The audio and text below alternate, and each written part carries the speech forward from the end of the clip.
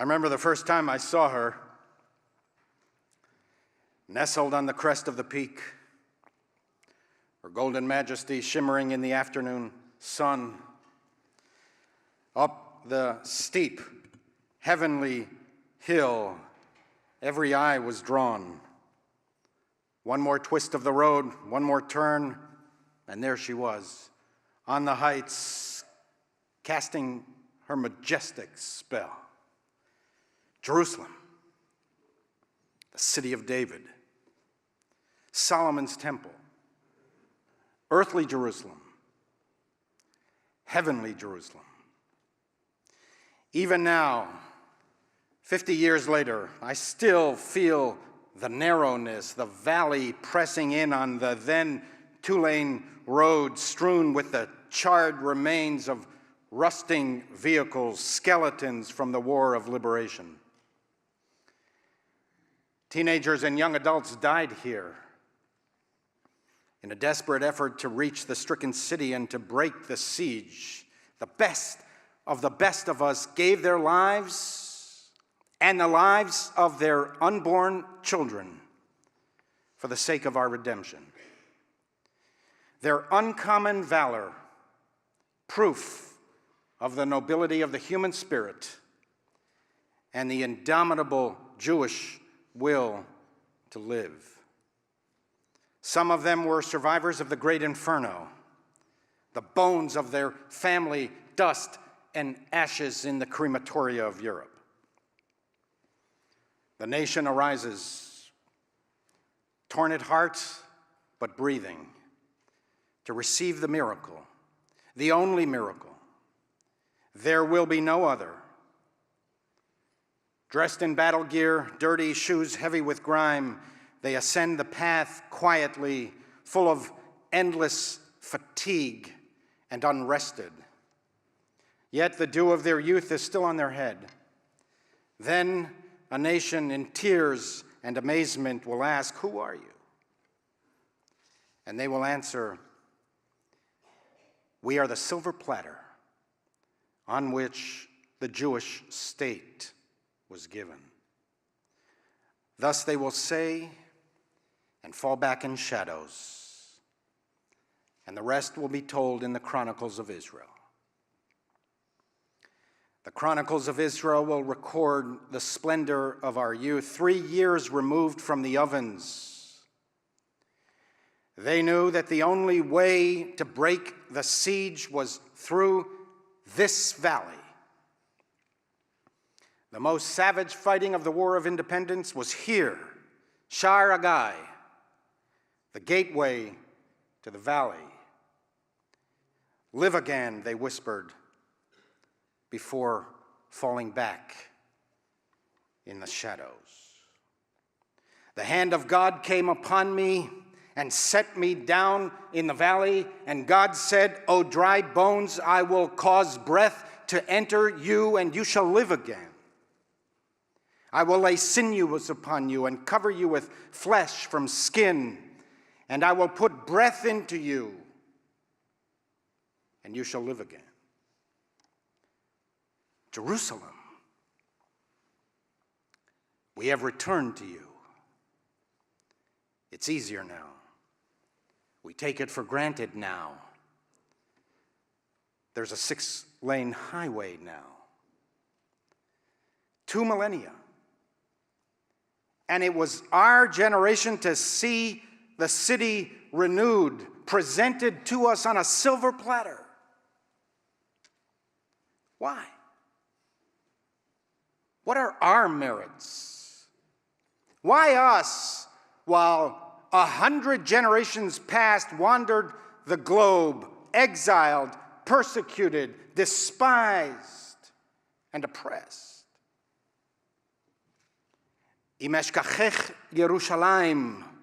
If I forget thee, O Jerusalem, let my right hand wither, let my tongue cleave to my mouth, if I do not remember you, if I do not elevate Jerusalem above my highest joy. We kept our vow. We never forgot you. We prayed daily for return. even at the moment of our highest joy, at every Jewish wedding, the shattered glass reminded us of the shattered city. Next year in Jerusalem, we pledged. May there always be heard in the cities of Judah and in the streets of Jerusalem the sounds of happiness, of rejoicing, the voice of the groom and the voice of the bride, the shouts of young children at play. Who are these charlatans who lecture to us about Jerusalem? Who tell us that there never was a Jewish presence there, that we are conquerors, usurpers, and colonialists from racist Europe? Jerusalem became sacred because of the Jews, who endowed the city with holiness 1,000 years before the birth of Jesus and 1,700 years before the birth of Islam. Who are you?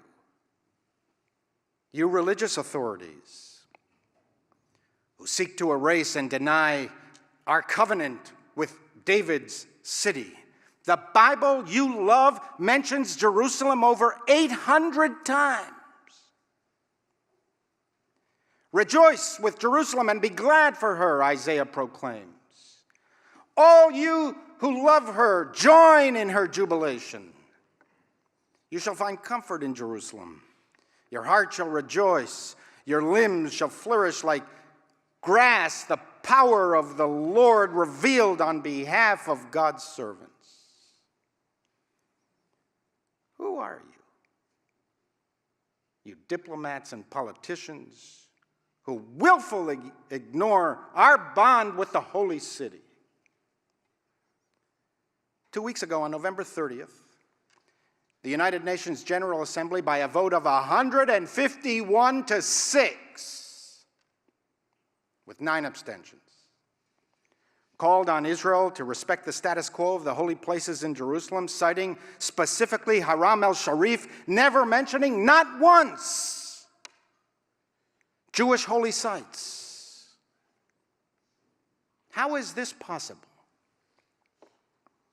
How is it possible to mention the mosque sitting on the site of the 2 Jewish temples and never mention the Temple Mount, the very reason the mosque was constructed on that site in the first place? It's not merely an historical perversion. It is anti-Semitic in nature, for it denies the core of the Jewish faith, our connection to that place, to Jerusalem, to Zion, and to the land of Israel. This is not to deny that others consider Jerusalem holy.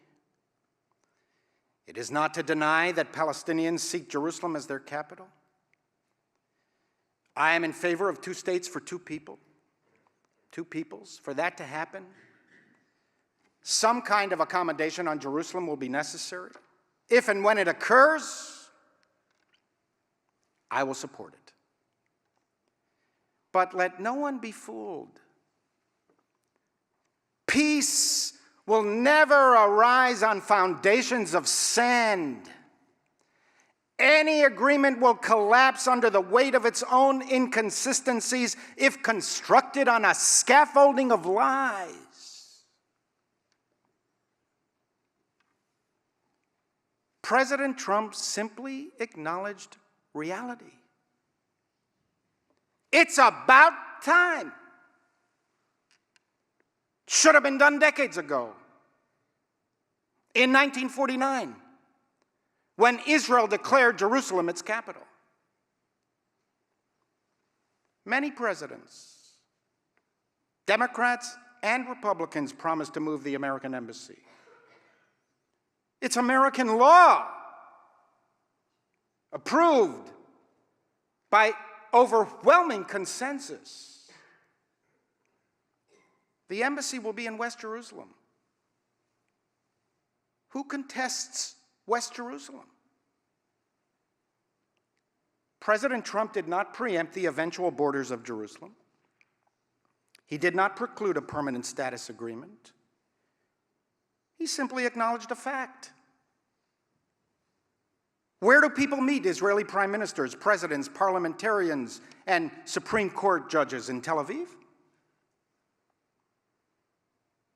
Where did Anwar Sadat speak when he wanted to convey on behalf of the Egyptian people a message of peace to Israelis? In Tel Aviv?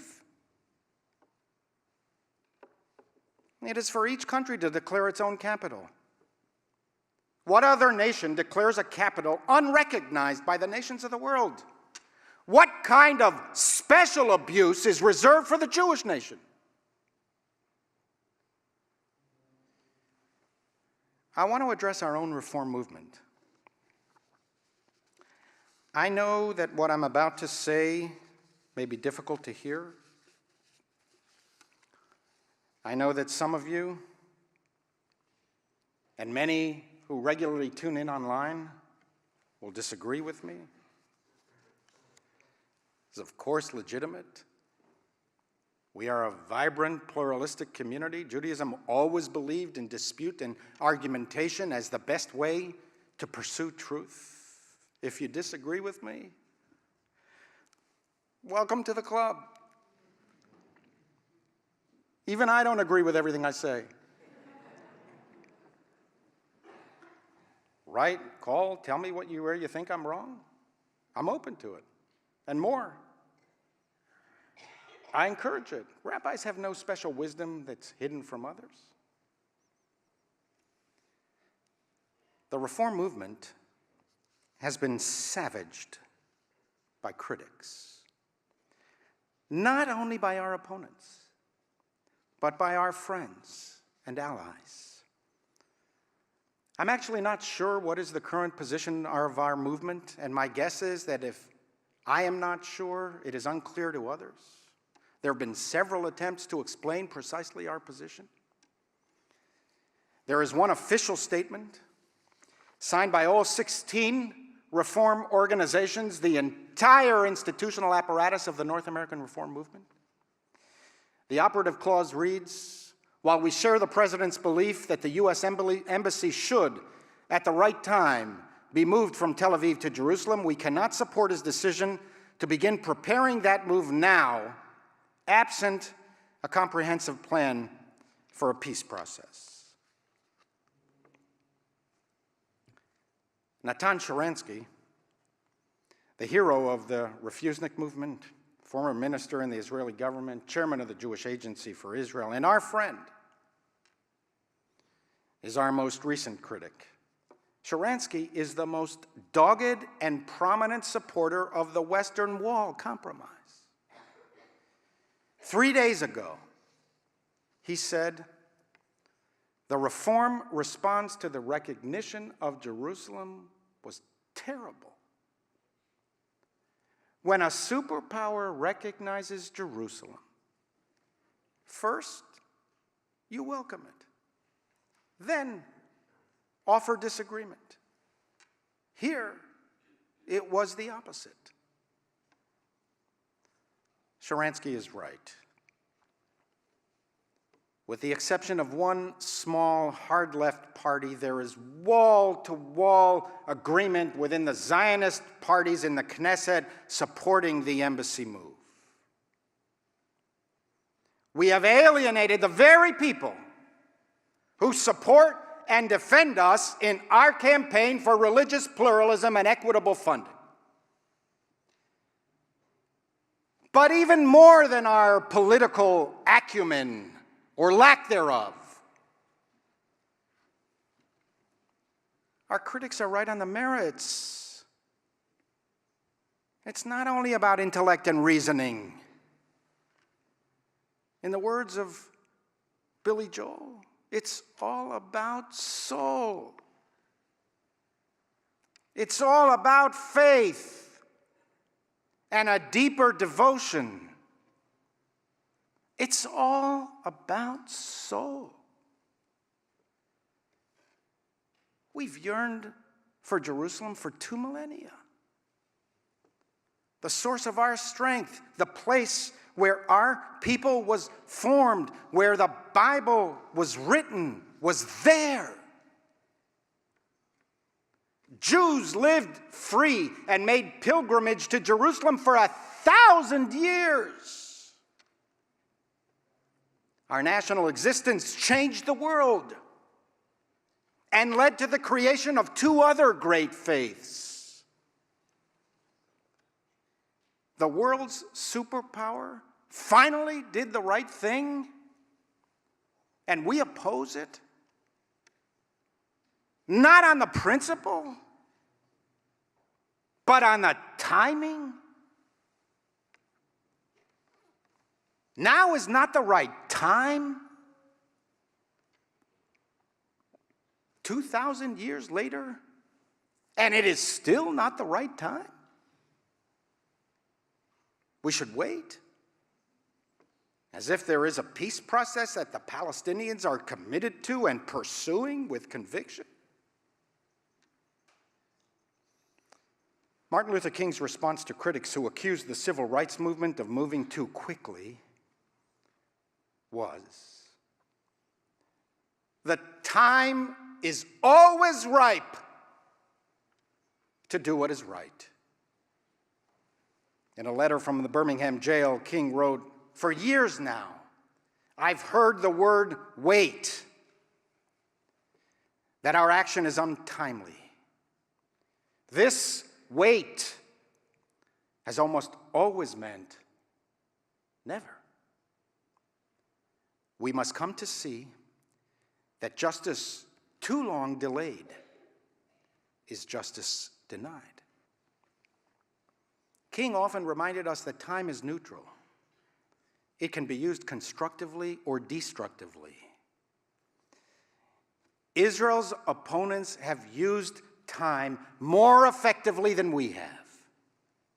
They have so distorted history that so many around the world question the very legitimacy of the Jewish ties to Zion and Jerusalem. Mahmoud Abbas said it again 2 days ago in Istanbul. We have neglected teaching and conveying, even to our own children, our millennia-old love of the land of Israel and Jerusalem, its beating heart. Judaism without Eretz Yisrael is not Judaism. Judaism without Jerusalem is not Judaism. Now, I know that many Reformed Jews oppose the embassy move now. But my guess is that most members of Reformed congregations support the declaration of Jerusalem as Israel's capital, along with the vast majority of Jews worldwide. My guess is that most Reformed Jews welcome preparation for relocation of the American embassy to West Jerusalem. My guess is that the initial Reform statement of opposition does not reflect the views of most Reform Jews. If our 16 Reform organizations had a change of heart, they should say it. All 16 of them should say it. We made a mistake. It's not too difficult. It's no more difficult than the original statement. It's a paragraph. And if not, if we as a movement still stand by our original statement, I want the Jewish world to know that that position is not my position. I want the Jewish world to know that multitudes of Reformed Jews agree with me. I hope so, anyway. If you do, you too can feel free to write to me. It's also important to receive support, not only words of criticism. At the same time, it is proper and necessary for us to remind ourselves and others that we are committed to a two-state solution that will require territorial compromise from both sides, including in Jerusalem. We should continue to urge the American government to help bring about a negotiated peace. That is right. We should also urge the international community to disabuse the Palestinian national movement of its exaggerated expectations and its insidious efforts to undermine and erase our connection to Zion. Mahmoud Abbas said it again in Istanbul 2 days ago. Until that happens, peace is an illusion. This Shabbat is also the fourth night of Hanukkah. The sages asked, if one only has enough money for either Shabbat candles or oil for Hanukkah candles, what should one choose?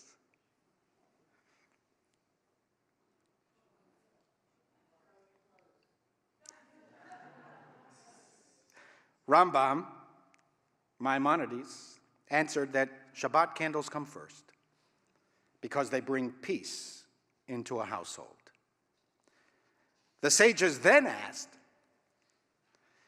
if one must choose between wine for the Kiddush and oil for the Hanukkah lamp, what should one choose? Rambam responded, one should kindle the Hanukkah lamp rather than sanctify the wine because it is more important to publicize the miracle of Hanukkah. Even if a person has no food to eat, he should beg or sell his garment in order to buy oil and candles to light the menorah, to publicize the miracle of redemption and to offer additional praise to God for the wonders bestowed upon us. The survival of Jewish life is a miracle. The revival of Jewish independence is a miracle. The restoration of the holy city is a miracle. Publicize the miracle. Let all the world see. Praise God for the wonders bestowed upon us. Baruch atah Adonai Eloheinu melech haolam she'asa nisim la'avotenu bayamim hahem bazman hazeh. Praised are you, O God, ruler of the universe, who performed miracles for our ancestors in those days and in these times. Be proud. Raise Jerusalem above your highest joy. A song of ascent. A song of David. I rejoiced. Our feet are standing inside your gates, O Jerusalem. Jerusalem built up, a city knit together. There the thrones of judgment stood, thrones of the house of David. May there be peace within your walls, contentment within your palaces. Pray for the peace of Jerusalem. May those who love you prosper.